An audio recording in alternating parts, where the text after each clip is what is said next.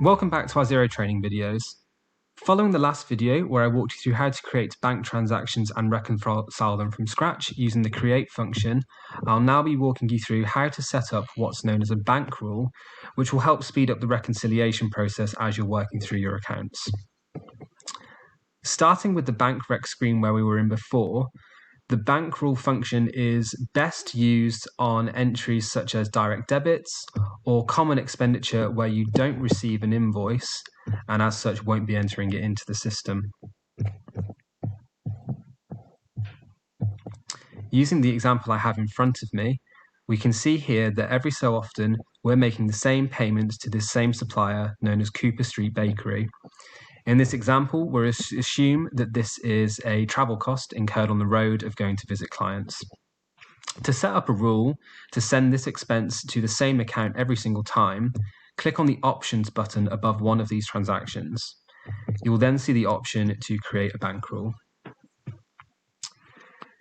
This will then bring you to what is essentially a more detailed version of the create function that you were using a minute ago on the other screen.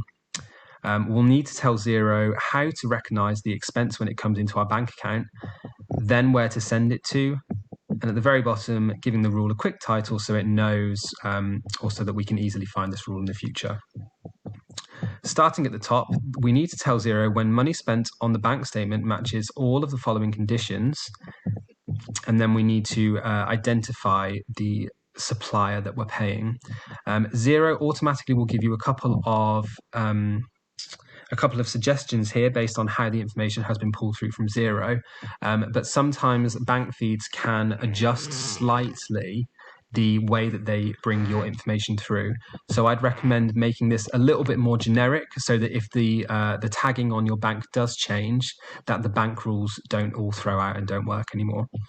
So to do that, I'd remove one of the lines so there's just one condition, and then change where the payee is to any text field, and change the equals to contains. Then, in the end, we want to make sure that this says the name of the supplier that we want to pick up. We can then set the contact in the second box. In this example, it's Cooper Street Bakery. Number 3, you can skip and don't need to worry about. And number 4 is where we're telling Xero which nominal code or expense account we want to send the transaction to. So in the description box, we can type something such as travel expenses. And in the account box, again, type travel. The tax rate, if you're a dental client, as you're not registered for VAT, will automatically pop up as 0, so you can leave that as it is. Number 5, the reference, you can leave that as it is, and the same for number 6. You can then give the rule an easy to follow title. In this example, Cooper Street Bakery sounds like a fine rule. Once you're happy with the information, click on the green Save button and you'll be brought back to the original reconciling screen.